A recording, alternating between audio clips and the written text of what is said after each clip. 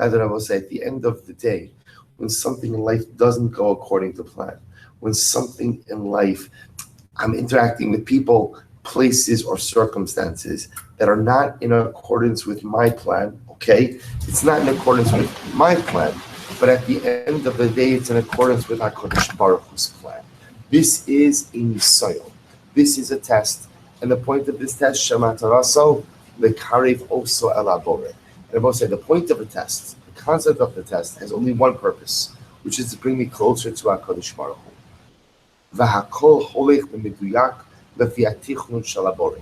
And even though it looks right now that my life is totally not going according to plan, even though it looks like right now that nothing is working the way that it should, and it's important for me to know that hakol holech b'meduyak lefi hatichnon shel habore. The difference is things in life are not going according to my plan, but they're most certainly going according to HaKadosh Baruch Hu's plan. For the Ribono Shel knows that it is only through these circumstances, these current circumstances that are unfolding around me right now, that I have the ability to come close to Him. And I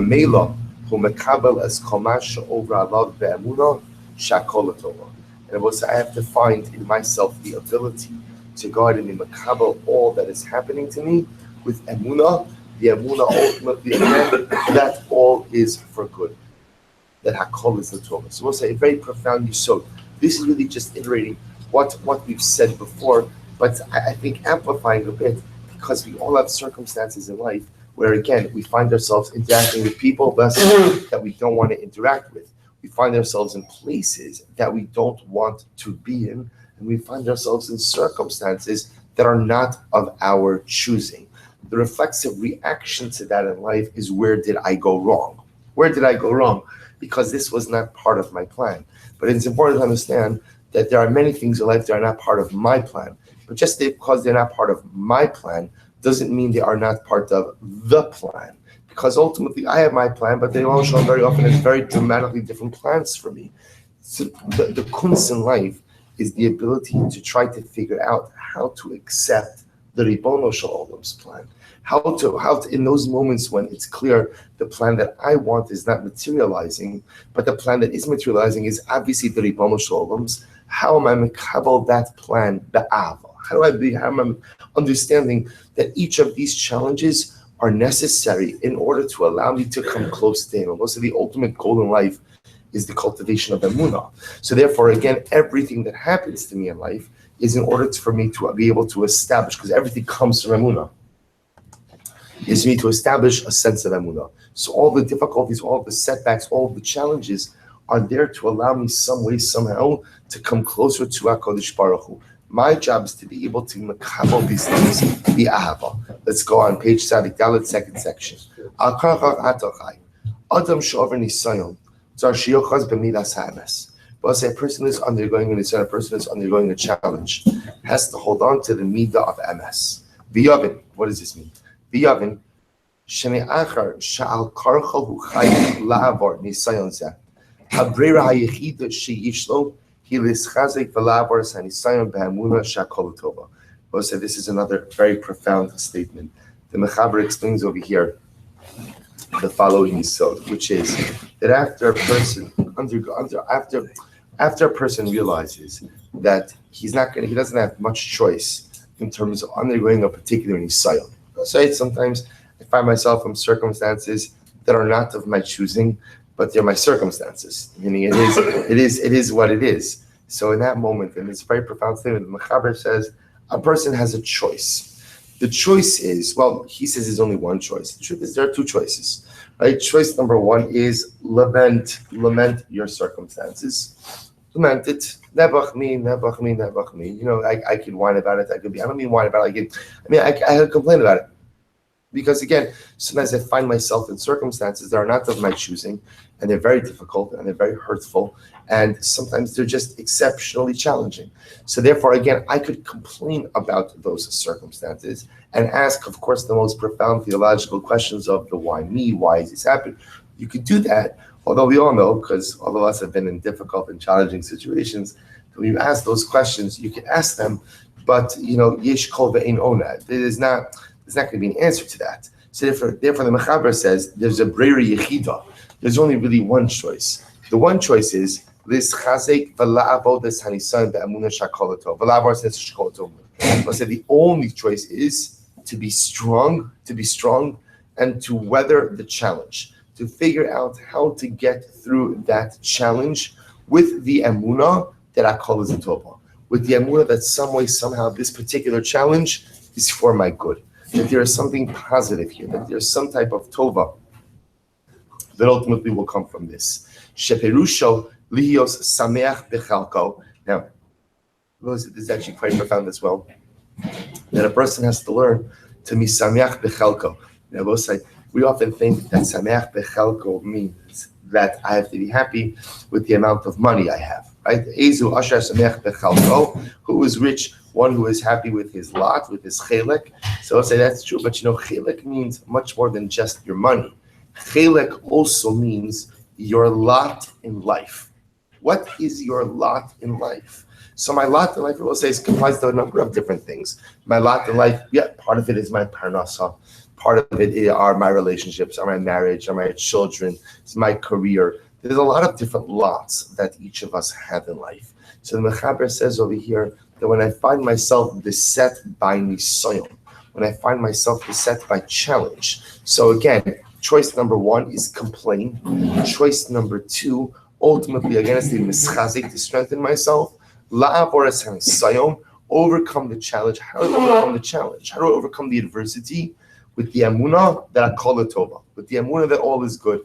And we'll say, what does this mean? How do I go ahead and have this emunah that all is good?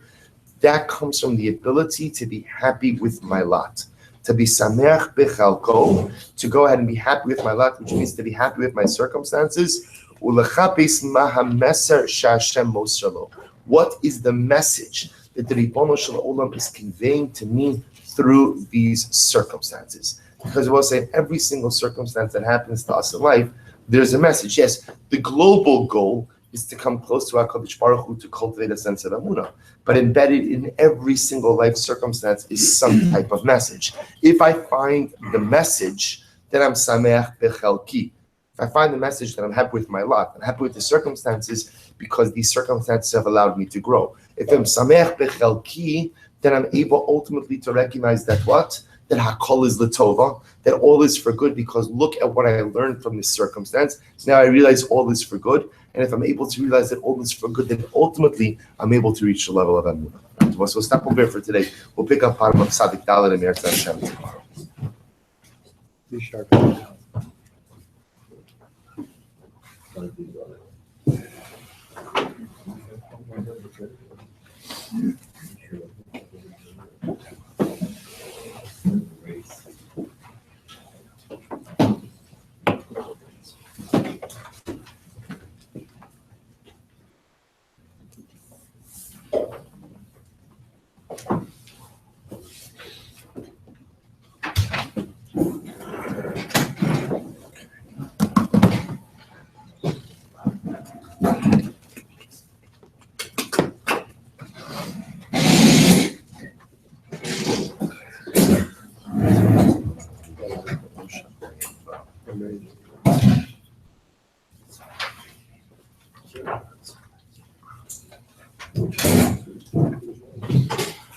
All right, Shabbos, say good morning. Today's daf is Kuf Nun 150,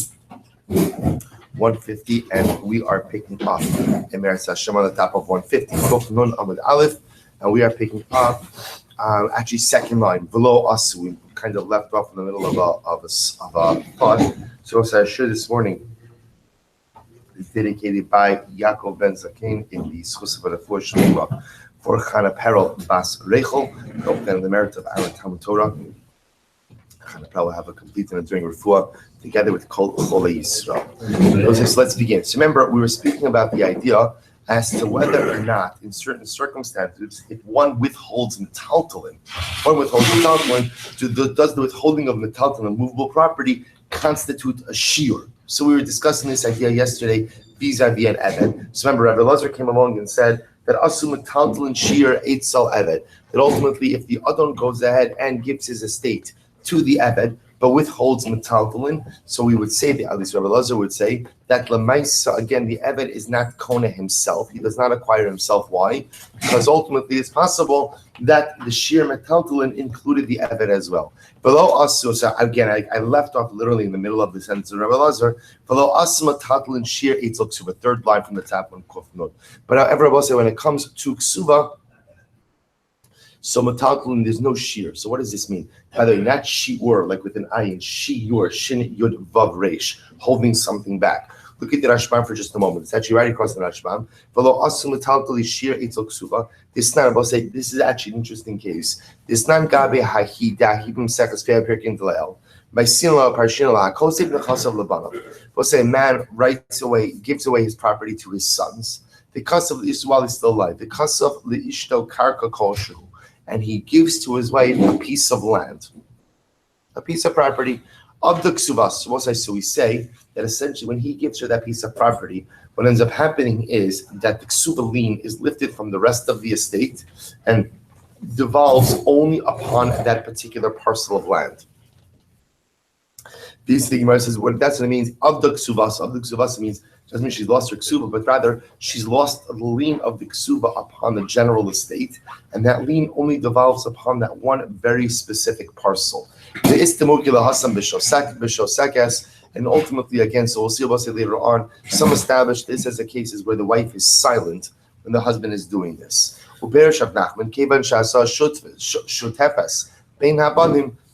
ksuvasa, the bahi karka kolshu. Sheshir lo shelo nasan labanav machlok suvasa v'dafka kol karkash kolshu about shir lo because of lamitaltalin kolshu lo of the ksuvasa the ksuva ikra gova mikarkav lo mitaltalin sekaskuva. So we'll say so. Therefore, again, halacha lemaisa. But the Gemara says here is the following: in a case where a man gave away his entire estate, and retained nothing for himself, and gave his wife one parcel of land, assuming, by the way, that parcel is significant enough that it equals the value of the ksuva lien devolves upon that one parcel and is lifted from the rest of the parcels transferred to the son.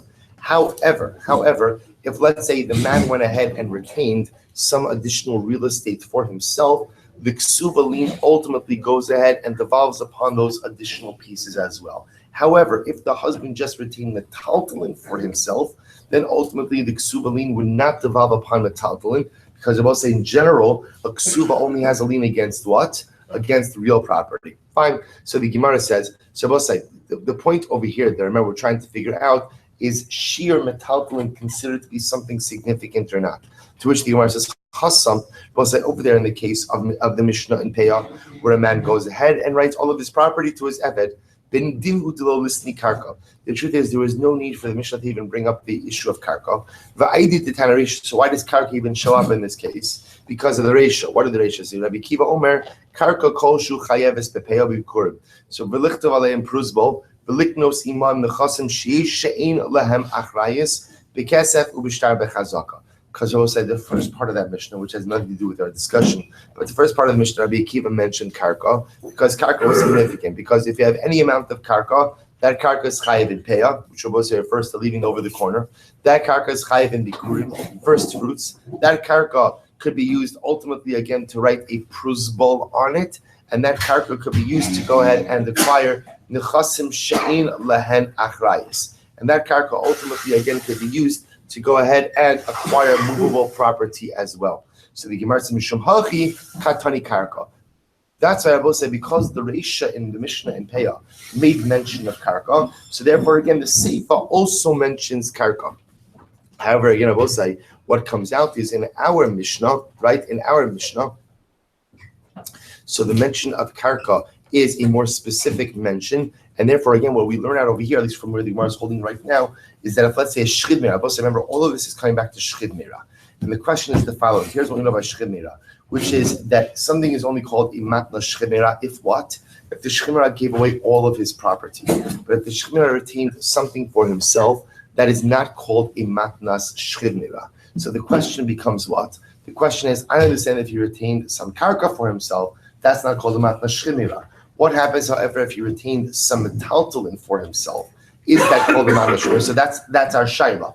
So also what the Gemara is suggesting over here is the fact that our Mishnah Dafka mentions karka and not metaltalin indicates to us that from a shchimera perspective, it is only if the shchimera withholds karka for himself that is considered to be a shiur. But if he just withheld metaltalin for himself, that would still be considered to be a bona fide matna shchimera. So the Gemara says, 1 second.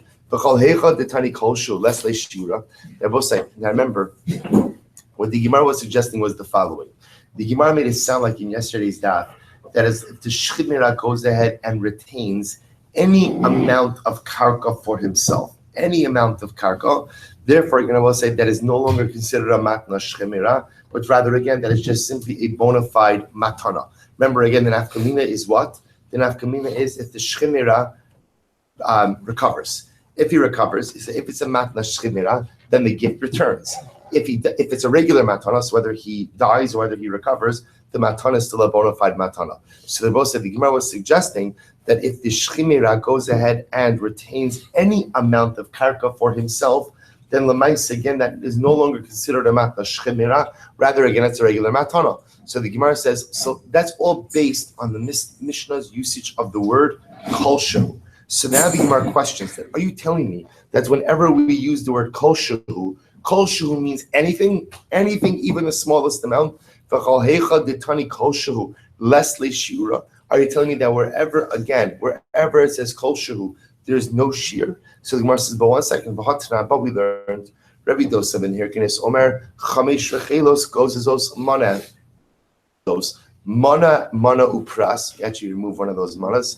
Chayalos Breishis Agaz. Rabbi Dosav in here says the following. Breishis Agaz means that you have to give the first of your shearings. You have sheep and you shear them for wool. You have to give the first of your shearings to the Kohen. It's one of the matnos kuhuna. So Rabbi Dosav in here says that it's only if you have a minimum of 5 sheep that each produce a mana and a half of wool. They have to each produce a mana and a half of wool. So that's the minimum shear for Reishis Agaz.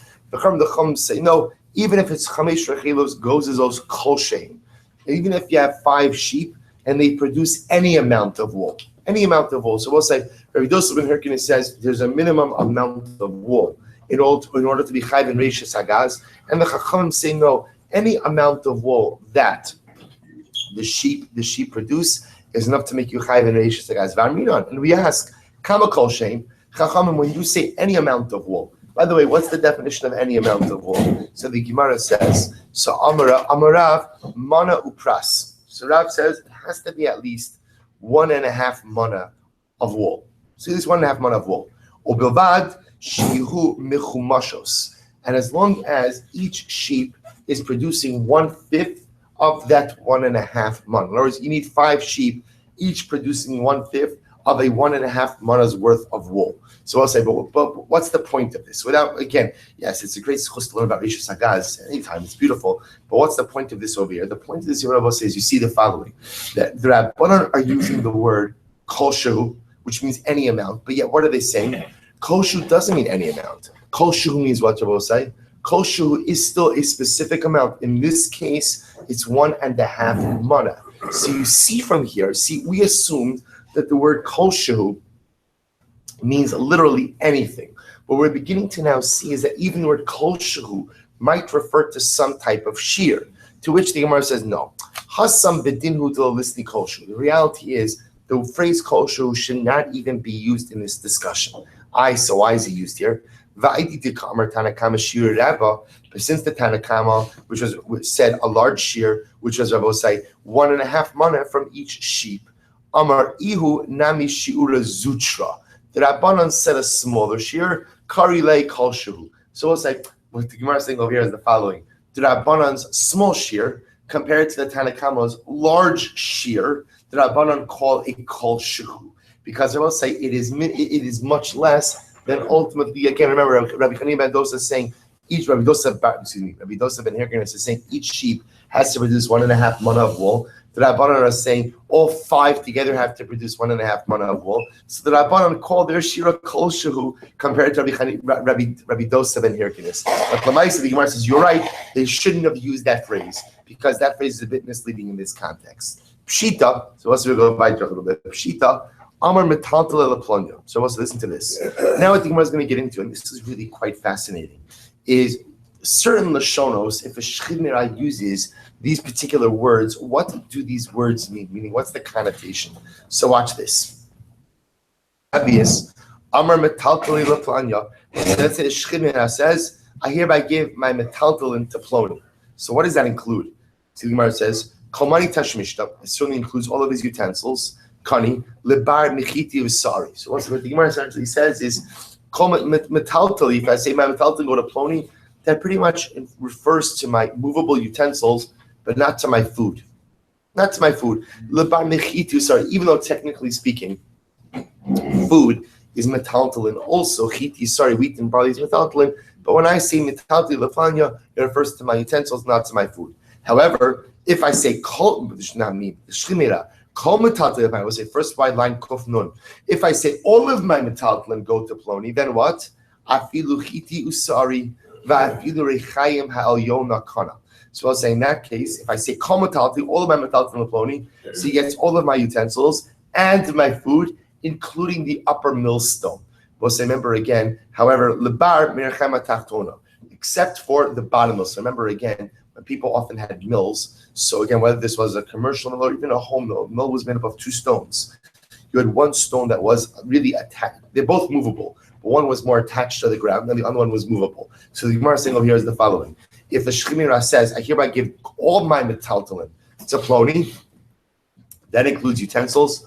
That includes my chitin and sar, my wheat and my barley, and it even includes the upper millstone. What doesn't it include? The bottom millstone. Why I will say? Because the bottom millstone is really fixed in place. However, if I say kol dimitaltel, if the shchimera says anything that what?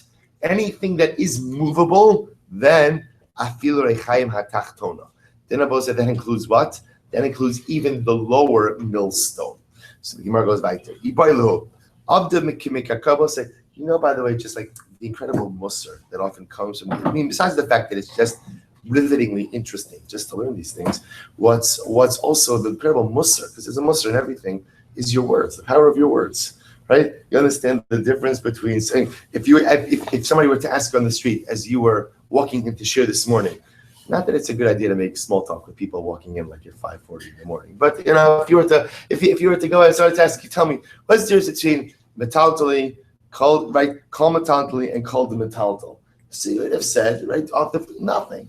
Oh, but you see that there are major distinctions. There's a distinction between metaltali. There's a distinction between kol the metaltal or kol metaltali. It's amazing how careful you have to be with your words, because each and every word contains a world of meaning onto itself. We see this all the time with our interpersonal interactions. The way you say something, how you say something, the mannerisms that you use when saying something, all rabbos have dramatically different impacts. Incredible. So the Gemara goes weiter.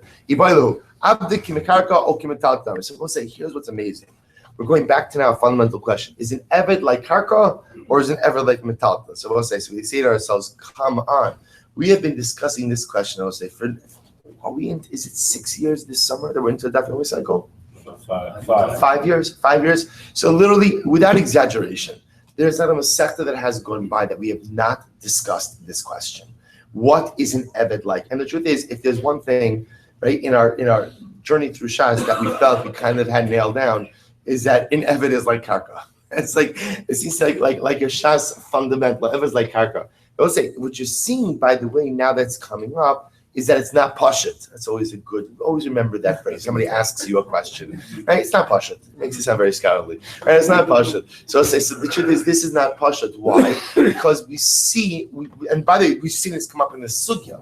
The problem that we have there's no question that avadim hukshu lekarkos. There is no question from a halachic perspective that an Eved is treated like real property in many ways. And from an inheritance perspective, it is the same way. But we'll say there's one inescapable reality, which is what? An Eved is not a piece of land. We'll say, see, that's the inescapable reality. An Eved is not a piece of land. But haraya, what's the proof that we'll say? That an Eved could run away. That an Eved could go from here to here. So we have this interesting tension that on one from a halachic perspective, we've proven many times that an Eved is like Karka, but yet again, we can't get away from the fact that an Eved is not karka. So therefore, Rabbi say the shaila now once again. Ibayelu abdi kimekarka o kimetal totami. Amar leRav Ravi Rav Avi Ravashi Tashma. So let's analyze this. Hamochres hagir. So we'll say let's try to prove it from here. Somebody sells a city. I own a city. I sell the city to Ruvain. We'll say what's included in the sale. We saw this. Ma'achar sichin, ma'aros, u'merchatzov. So beis abadim and beis hashalchim. Suppose I've sold the houses in the city. I've sold the pits, the cisterns, bathhouses, olive presses, beis hashalchim, irrigated fields. I've sold all of that as part of the sale of the city. Aval, lo esam talkun. But I've not sold movable property. Any movable property in there is not included in the sale of the city. But if I sell the city and I sell to the I say to the purchaser, I'm selling you the city and all that is in it, then what? Then I both say everything in the city, including behemos, including avadim, are all included in the sale. So says the Gemara, say now you understand. So if you say that an eved is like metaltalin, then what? Mishum hachi lo mizdabin bereisha. See, I both say in the first case of when I say I'm selling you a city, we'll say what's included in that sale? What's included in that sale? Karka and mechuber lakarka, right? So I'm selling you houses, I'm selling you pits, cisterns, irrigated fields, we'll just call it fields for our purposes, wine presses, like olive presses, because structures, either karka or structures that are attached to the ground. It's only when I tell you I'm selling you the city, the chomasha bisocha, that includes the city as well as all metaltalin. What does the Mishnah include in the list of metaltalin? Rabosai, avodim, slaves. So says the Gemara, if you say that an eved is like metaltalin, then I understand why an eved is not included in the first version of the sale, of where I just say I'm just selling you the city. Because we'll say again, eved is not included there because the eved is not included like karka. Because an eved is not treated like karka. But if you say that an eved is like karka, amaylo misdabin. Then I both say, why would an eved not be sold along just with stam a city? Again, remember, when I sell a city, if I say to Reuven, I'm selling you the city, it's understood that I'm selling to Reuven anything that is karka or mechuber karka. Yet again, an eved is not included in that list according to the Brisa. If an eved is really like karka, then it should be included in the stam sale of the city. To which the Gemara says, "Ve'elamai kimatal ladami." So what do you see from the Rabbi? So you see that an eved is treated like metaltalin. To which the Gemara says, "Maya filu." So the Gemara asks an interesting question about say, why does it have to say? Why does the Brisa say afilu? Meaning, if you go back up, you don't have to go back up. I'll read it to you. But in the second case of this Brisa, where I say to Reuven, I'm selling you a city, the chomasha b'socha, and anything that's in it. So the Brisa says afilu hayaba behema o avadim, even if they were avadim there. Why do you have to say afilu? Why don't you just say that if I say to Reuven, I'm selling you the city, the chomasha b'socha, so what? Behemos, avodim are included. So what do you mean afilu? Why even? So we'll say the word afilu has a connotation of what? It's different. It's different. There's a chiddush. It's like a chiddush. Right? Even something that you would not have thought it is included in the sale is even avodim that you would not have thought are included in the sale are in fact included. So what's the chiddush? So the Gemara says, I'll tell you why. My islachala meimar shiny metaltala denayid mi metaltala delonayid. Because I would have thought the following, that even if you thought that an eved is like metaltalin, we'll say an eved is not normal metaltalin. Because we'll say even though we call metaltalin movable property, but we'll say they're movable how? They're movable how? Because someone else moves them. Right? The pashtos metaltalin do not have the ability to move on their own. So I might have thought the Havamina was that when I go ahead and I sell Reuven a city, and I say, Reuven, I'm selling you the city, the chomasha b'socha, and anything that's in the city. So the Havamina is, that includes metaltalin. But what kind of metaltalin, I will say? What kind of metaltalin? Stationary metaltalin. But, so therefore the Mishnah comes along, the Brisa comes along and tells me, no, if I sell Reuven the city, the chomasha b'socha, afilu behemos va'avadim. Even metaltalin abosai that have their own volitional capacity, right? They have the ability to move on their own. Lemaisa again is also included in the sale. To which the Gemara says, "Oh, well, now that you're opening that to abosai, then I can reinterpret the Brisa a little bit differently as well. This is very exciting." The Gemara says, "I could have said If that's the case of Osai, then you know what? I could tell you that this brisa doesn't prove that Avadim are metaltalin. This brisa might still prove that an Eved is karka. 1 second. If an Eved is karka, then what? Then what? So what was the shaila? If an Eved is karka, then what? Then why is it included in the initial sale of the city? I'll tell you why. Shai mikarka denayid, mikarka delo nayid. Because of Osai, in the first case, ultimately, again, when we say that I sell, when I'm selling Ruvain the city, and I'm selling Ruvain, I'm selling you the city, and what does a basic sale of the city of Osai, what does it include? It includes karka, and it is muchuber the karka. But what kind of karka does it include? It includes stationary karka. Who says that it includes mobile karka? Therefore, what the Gemara suggests over here is that this brisa is not a raya one way or another, because the brisa could be interpreted as saying that avodim are like karka. Avodim are like karka, but avodim are unique because again they're mobile. It could be interpreted to say that avodim are like metaltalin, and the reason the brisa has to go out of its way to discuss as a novelty is because they're mobile metaltalin.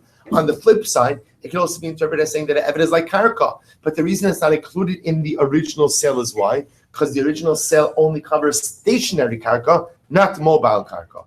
So therefore we have no raya. Tashma. So we had this case before yesterday. Person goes ahead and writes his entire estate to his Eved. Yotza ben Chorin. The Eved goes to Yotza because we understand that when someone writes their entire estate to their Eved, included in that estate is what? Is the Eved himself. However, Shir Karka Kol Shu Lo Yotza ben Chorin. But both say if the Adon retained even a small amount of property for himself, then what? Then the Eved does not go free, because the concern is that the karka that the Adon was Meshayir for himself was in fact what? Was in fact the Eved himself. Rabbi Shimon says, the Olam ben Chorin, so remember we saw this yesterday. Shimon says that no, if the Adon just says stam, I retain some property for myself, we don't assume that's the Eved. But if the Adon says it in a more michubad way, he says I retain 1/10 or whatever, 1/100th of my property for myself, that's when we assume that he's referring to or potentially referring to the Eved himself. Therefore, the Eved would not go free. V'amarav Dini bar Yosef Amar Rebbe Lazar. Assume metaltalin shir eitzel Eved, v'lo assume metaltalin shir eitzel ksuba. So what says we just read this. We just read this. This is the top of Amud Aleph.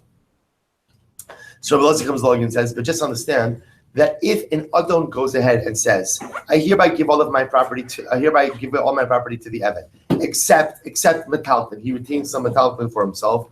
Rebbe Lazar said that the Eved does not go free. Eved does not go free. Why? What's the concern? Because also the concern is that maybe the metaltalin that the Adon held back for himself also includes in that what Rebbe said, the Eved himself. Rebbe said that doesn't apply by ksuba. I'm not going to explain that again because we're explaining that Rava. My time. So this is fascinating. So what did we just say? We just said that if an Adon goes ahead and gives away all of his property to the Eved, but what? He retains some metaltalin for himself. The Adon does not go. The Eved does not go free. Why? Because it's possible that included in the metaltalin that the Adon retained for himself was what Rabbi say is the Eved. What do you see then? What do you see? That the Eved is metaltalin. So the Gemara says,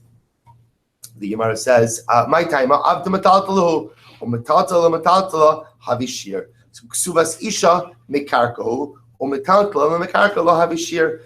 So what do you see from here? You see from here that what? That an Eved is considered to be ultimately what? An Eved is considered to be metaltalin, and therefore when the Adon goes ahead and keeps metaltalin for himself, it's possible that the Eved is included in that metaltalin. Also, remember the Ksuva case, which we literally just did this morning, so I'm not going to go through it again. But if I were to go through it, I would tell you that again, that's the case of where, remember, the father is going ahead and giving all of the property to the children, gives a one piece of karka to the wife, the Ksuba lien goes to that property. But if he retains some metaltalin, so if he retains some karka for himself, so then the ksuba lien is still on everything. But if he just retains some metaltalin for himself, the ksuba lien still remains just on that one piece of property. So we'll say the point is, you see from here that what? That the evidence like metaltalin. So says the Gemara, Amud Beis, Amrale, Anan Mishum Delav Krus Gita, Masaninala. To which the Gemara says something very interesting. No, the reason why an Eved doesn't go free, Rabbi, in that case, where the Adon keeps some metaltalin for himself, I will say, is a more fundamental issue. It's not because that it is like metaltalin, but rather, again, it's an issue Rabosai in that the get. Remember, again, in order for an eved to go free, an eved requires a get shikhr, a document of emancipation. The problem is that get, I will say, in many respects, is modeled like a get isha. There are many similarities in a get shikhr and a get isha. We'll say, you know that the halacha is that by a get isha, it has to be a sefer krisos. There can't be any strings attached between husband and wife, otherwise the get is. Remember that from our getting days. Look at the Rashban for just a moment. The Rashban says, the ana mishum lav kuskita maslina lav. Eved gomer la mi isha devina get krisos. So we'll say, we have a gzir shab of la from isha to teach us that just like an isha requires a get, so too an eved requires a get. The chevan diyesh labal ha'eved schus bishtar shekasubo sheshir karka matalti la'atzmo lo hikna lo hashtar legamri shegam schusa adon kasabo hilchach lo karinan be get krisos kinyan zeper sheben chav. So listen to this. Rav Hashem says something amazing. He says, here's the problem. When an adon frees his eved, it has to be a sefer krisos. There has to be a total and whole division between the both of them. Here's the problem. If an adon goes ahead and conveys property to the eved, right? Conveys property to the eved. And of course, included in that property is what? Is the eved himself. If the adon is retaining something for himself, Rabosai, then the Gemara posits that's a problem in the krisos. Then ultimately, again, the adon is still retaining something. By the adon still retaining something that is not a full break with the eved. Because it's not a full break with the eved, that's why ultimately, again, the emancipation does not work. See, the Gemara was trying to say the reason the emancipation doesn't work was why? Was because the adon held on to some metaltalin. And we were trying to show that to prove that what?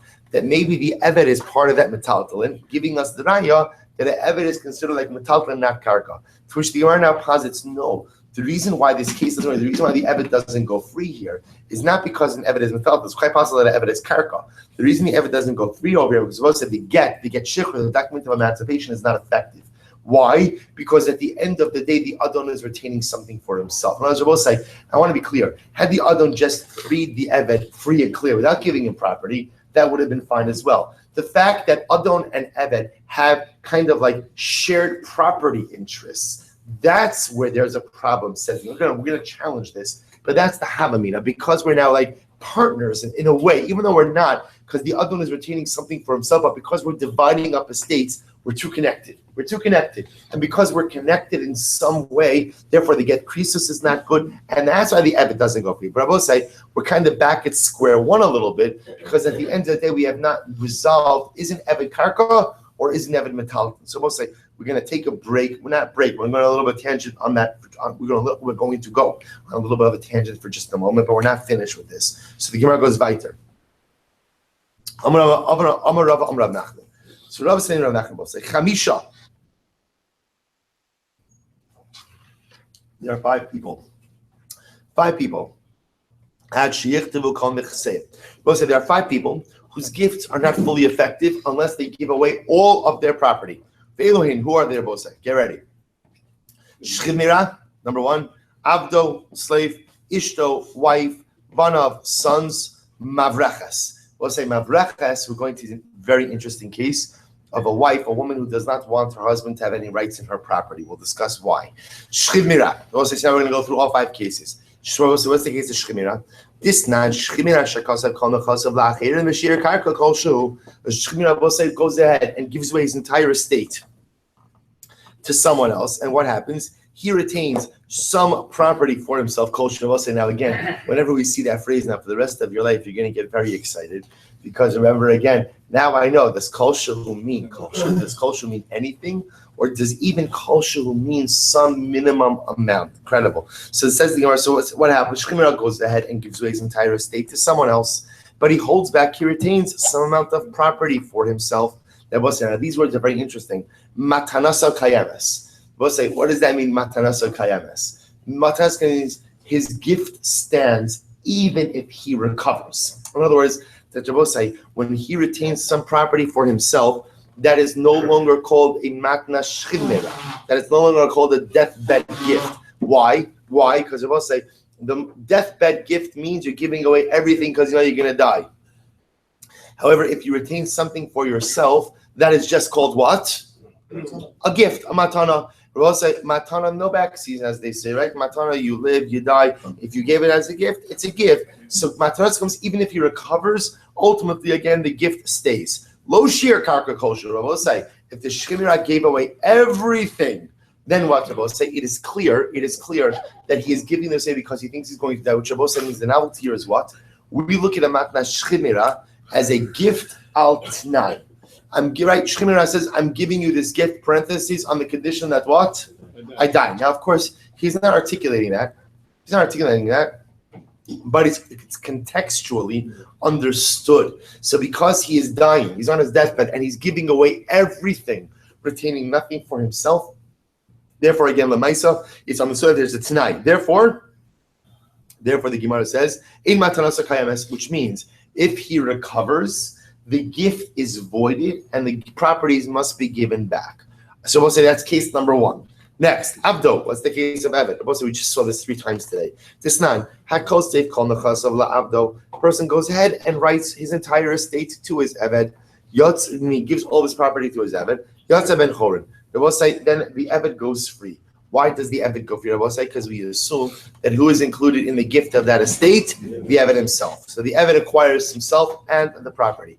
However, shir karka koshu, but if the Adon retained some amount of land for himself, lo yotza ben chorin, then Rabbi will say what? Then the Eved does not go free because we're concerned again that Lamaisa, the part of the karka that the Adon was Mishayir, also included the Eved. Ishto, we'll say what's the case of Ishto? Ha'amar Avihu Damar Shmuel. If a man writes his entire estate to his wife, then we'll say, now the way this would sound like is a man is giving his entire estate to his wife, thereby depriving his children of Yerusha. So remember again, how do we understand such a statement? Lo asa ela apetropa. We'll say, we assume that a man is not going to deprive his children of Yerusha. So when he writes his estate to his wife, what he's effectively doing is what? Making her the apetropis. He's making her the executor of the estate.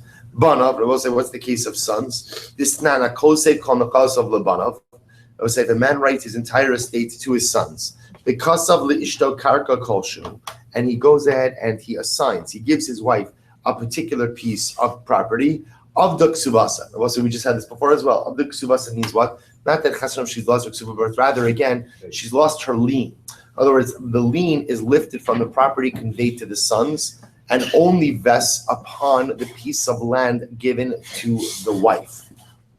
Now, I also remember again, as the Rashbam pointed out, the name of the Rabbeinu Hananel, the way this case is often set up is when she's shosekes. She sees what's happening and she does not object to it. So we understand her silence as acquiescence to this process. The ksuba lien is lifted from all the properties and just devolves upon the one property that she's being given. So I'll say again, the common theme, as you see over here, all cases where the reality is only affected if there's a total conveyance of property. We'll say, look at this last case. This is very interesting. Mavreches. We'll say, what's mavreches? Mavreches literally means fleeing, running away, but causing something to run away. So what's the case of mavreches? So it says the Gemara, Amar Mar, mavreches tzricha shetichtav kol nechaser. We'll say, what's the case over here? Take a look at the Rashbam. The Rashbam says, he says mavreches. It's right across in the short lines, about 6 lines from before it becomes wide. Mavreches da'amar mar, kolomar isha amana sheyesh la nechasim v'daita linosei v'rotza lahavriach nechaseha mibayla shlo yehei zakai b'nechases. We'll say, what's the case? The case of a woman who is widowed. She's getting remarried. She does not want her new husband to have any rights in her property. She doesn't want to, right? So what happens? Meaning, let's say she has children. She wants her children to be the sole beneficiaries of her estate. So she does not want her husband to have any rights. So how does a woman who's remarrying make sure her new husband has no rights in her property? So the Gemara says, actually, the way the Rajvan points out to us over here is she wants to have her property intact for her in the event that she is widowed or divorced again.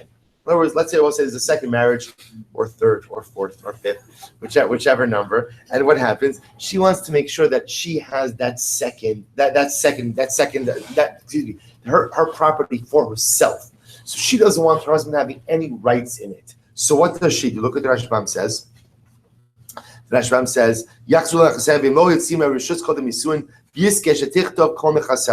Stam.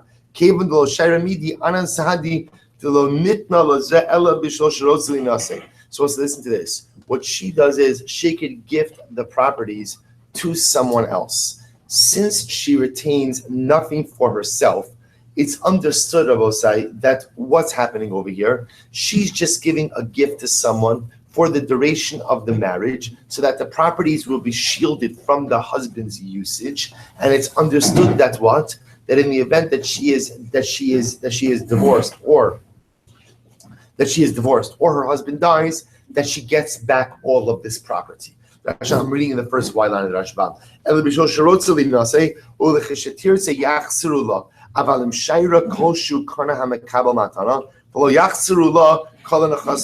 also listen to this. So the Gemara says, however, if she retained some property for herself, so we'll say, what the Gemara is operating from the following idea. It's not a normal thing for a person to gift away all of their property.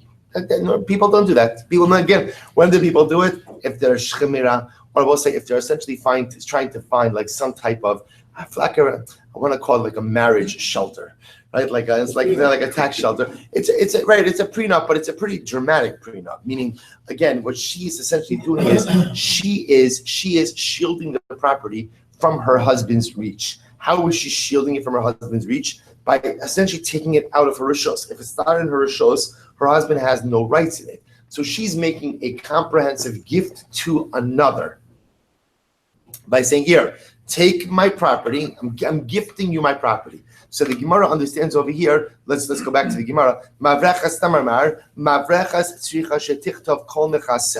We'll say ultimately again, but this only works if she mamish gifts all of the property. She has to gift the property in its entirety. If she retains anything for herself, then we understand that what? That it's a real gift. That it's a real gift. So once